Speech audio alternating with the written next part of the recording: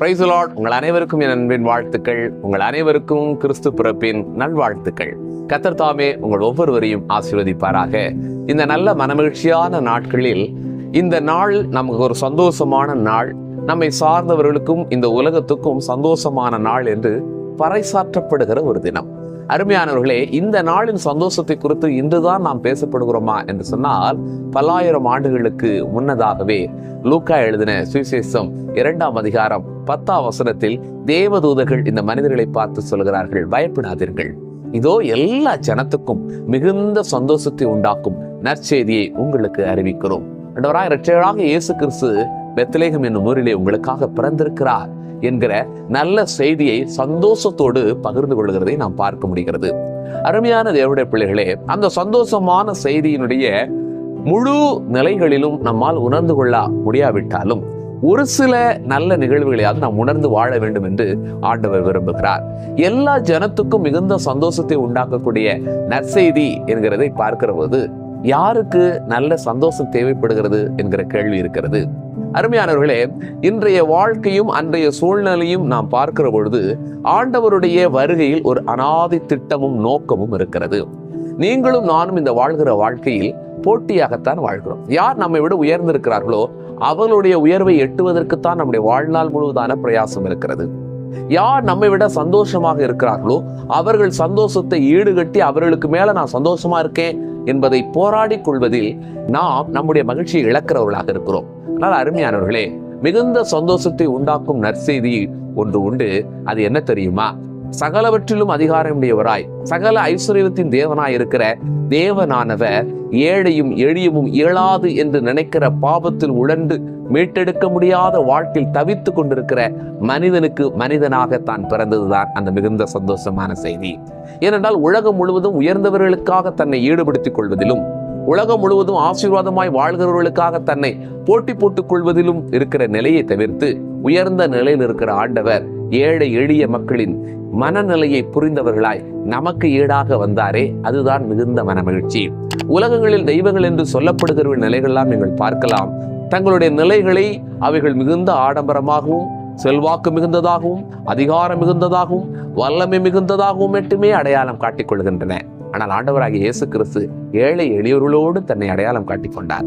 தன்னுடைய வாழ்க்கையில் என்னுடைய வாழ்க்கை அப்படி அமைந்து விட்டதே என்ற ஏக்கத்தோடு இருக்கிறவர்கள் கூட தேவனுடைய குமார் நானே உங்களோடு தான் இருக்கிறேன், நீங்கள் இருக்கிற இந்த வனாந்தரத்தில் இருக்கிறேன், நீங்கள் இருக்கிற இந்த கடற்கரையில் இருக்கிறேன், நீங்கள் இருக்கிற இந்த எளிமையில் தான் நானே இருக்கிறேன் என்று சொல்லி அவர்களை ஆற்றவும் தேற்றவும் செய்தார். அருமையானவர்களே, தேவன் அந்த பிள்ளைகளுக்கு தன்னுடைய தேவனிடத்திலிருந்து ஆசீர்வாதமாக அவர்கள் உணவே அவர்களுக்கு பகிர்ந்தளித்ததை நாம் பார்க்க முடிகிறது. ஆனால் இன்றைய கிறிஸ்துவ உலகத்தில் தேவனுடைய மிகுந்த சந்தோஷத்தை அறிவிக்கிற நாம் யாருக்கு அறிவிக்க தயாராக இருக்கிறோம்? நமக்கு மேல இருக்கிறவங்கள்ட்ட சொல்றதுல சந்தோஷம், அல்லது நமக்கு ஈடா இருக்கிறவங்கள்ட்ட சந்தோஷம். ஆனால் ஆண்டவருடைய சந்தோஷம் அதில் அல்ல. தன்னை விட எளிமையிலும் ஏழ்மையிலும் தவிக்கிறவருடைய மனநிலையை ஒரு மகிழ்ச்சியாக்க வேண்டும் என்பதை தேவன் விரும்புகிறார். ஆகவே உங்களை அநேகர் இந்த கிறிஸ்துமஸை நீங்கள் எப்படி கொண்டாட விரும்புகிறீர்கள்? உங்க லெவல்ல இருக்கிறவங்களோட தானே நீங்க ப்ரோக்ராம் பண்ணியிருக்கிறீங்க, உங்க லெவல்ல இருக்கிறவங்களுக்கு தானே நீங்க ஒரு அடையாளத்தை வச்சிருக்கிறீங்க. ஆனால் ஆண்டவர் அதை விரும்புகிறதல்ல. யார் தங்களுடைய வாழ்க்கையில் முன்னேற முடியாத ஏழ்மை நிலையில் தவிக்கிறார்களோ, யாருக்கு இன்றைக்கு ஒருவேளை உணவு இல்லை என்று தவிக்கிறார்களோ அவர்களோடு நீங்கள் பங்கிட்டு உண்ணுகிற ஒரு நல்ல தினம்தான் உங்களுடைய வாழ்க்கையில் உண்மையான கிறிஸ்துமஸ். ஆடம்பரங்களை நீங்கள் காட்டிக்கொண்டு உங்களோடு கூட ஒரு குடும்பத்தை, ஒரு உறவுகளை, உங்களுக்கு ஏற்றதை நீங்கள் முன்னிறுத்தி கொண்டு வாழ்வதை ஒரு நாளும் ஆண்டவர் விரும்புவதில்லை. அது அவசியமானது, அது தேவன் தந்தருளுகிறது. ஆனால் உங்கள் இருதயம் ஏழ்மையானவர்களும் எளிமையர்களும் முன்னேற்றுவதில் இருக்க வேண்டும் என்று தேவன் விரும்புகிறார்.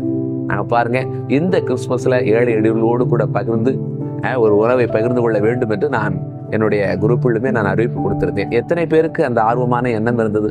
நீங்கள் யோசித்து பாருங்கள். அருமையானவர்களே, இதெல்லாம் உண்மையான கிறிஸ்துமஸ் என்று நாம் கொண்டாடி கொண்டிருக்கிறோமே, அது தவறானதாக போய்விடுகிறது. ஆகவே தேவன் விரும்புகிற எல்லா ஜனத்துக்கும் மிகுந்த சந்தோஷத்தை எது உண்டாக்கும் என்று சொன்னால், யார் யார் வருத்தத்தில் இருக்கிறார்களோ, யார் யார் பிரச்சனையில் இருக்கிறார்களோ அவர்களுக்கு தான் சந்தோஷம் தேவைப்படுகிறது. அவர்களை சாருங்கள், அவர்களை சேருங்கள், அவரிடத்து மரணாதர் இயேசுவை பற்றி பேசுங்கள், அவர்களோடு அவர்களாக இருந்து வாழ்ந்து பழகுங்கள். நிச்சயமாய் ஆண்டுடைய நாமம் மகிழப்படும். இந்த ஆண்டுடைய பிறப்பின் தினத்தை நாம் சந்தோஷமாய் கொண்டாடுவதற்கு அதுவே ஏதுவானதாக இருக்கும். ஆகவே தொடர்ந்து நீங்கள் தேவனுடைய திட்டத்துக்கு நேராக நிறைவேறுங்கள். ஒவ்வொருவரும் தனக்காக வாழ்கிற வாழ்க்கையை மறந்து தேவனுக்காக வாழ்கிற வாழ்க்கையை அறிமுகப்படுத்துங்கள். ஆண்டவர் அப்படித்தான் செய்தார். எல்லாரும் அவங்கவுங்க வாழ்க்கையை பார்த்து கொண்டிருக்கிற போது பரிசேயர் சதுசேயர் என்று தனக்குத்தானே பல பிரிவுகளை வைத்து, தனக்குத்தானே பல குலம் கோத்திரம் என்றெல்லாம் வைத்து தன்னையே முதன்மைப்படுத்திக் கொண்டிருக்கிற பொழுது ஆண்டவராய் இயேசு கிறிஸ்து ஒருவர் மட்டும்தான் சொன்னார், பிதாவின் சித்தத்தை செய்வதே என்னுடைய நோக்கம் என்று. எத்தனை அருமையான வார்த்தை, அருமையான யோசித்து பாருங்கள். தனக்காக வாழாமல் தன்னை அனுப்பினவருக்காக நான் வாழ்கிறேன், நான் சுயமாய் பேசாமல் எனக்கு வார்த்தையை கொடுக்கிறவருக்காக நான் பேசுகிறேன் என்று சொன்ன அருணாதர் இயேசு உங்களிடத்திலும் என்னிடத்திலும் எதிர்பார்ப்பது வந்துதான். நாம் நமக்காக வாழாமல் அவருக்காக வாழ்வோம். அவருடைய வாழ்க்கை அவருக்காக இல்லை, ஏழை எளியவர்களுக்காக, பாவத்தில் அடிமைப்பட்டவர்களுக்காக, ஆறுதலுக்காக தேர்கிறவர்களுக்காக இருந்தது. அவர் சொன்னார், நான் பசியாக இருந்தேன், எனக்கு ஆகாரம் கொடுத்தீர்கள்.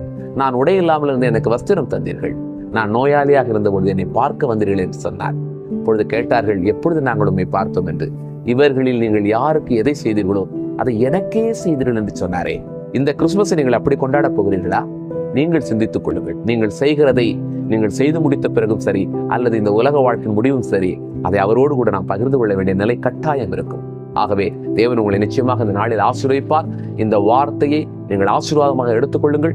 நிச்சயமாய் கர்த்தர் ஆசீர்வதிப்பார். நமக்கு கொடுத்த வசதிகள், வாய்ப்புகள் எல்லாம் இயலாதவர்களுக்கும் கொடுக்க வேண்டும் என்கிற நோக்கம்தான் என்பதை மறந்து விடாதீர்கள். தொடர்ந்து இந்த ஊழியத்தை நேசிக்கிறவர்கள் எங்களுக்காக ஜெபியுங்கள். இந்த ஊழியத்தை இன்னும் பெரிய அளவில் செய்யவும், அநேகருக்கு ஆசீர்வாதமாய் கொண்டு செல்லவும் உங்களுடைய ஜெப உதவியும் உங்களுடைய மற்ற உதவிகளும் எங்களுக்கு தேவைப்படுகிறது. ஆகவே தொடர்ந்து இணைந்திருங்கள். கர்த்தர் உங்களை ஆசீர்வதிப்பார். மீண்டும் நாம் அடுத்த பதில் சந்திப்போம். தேங்க்யூ. God bless you.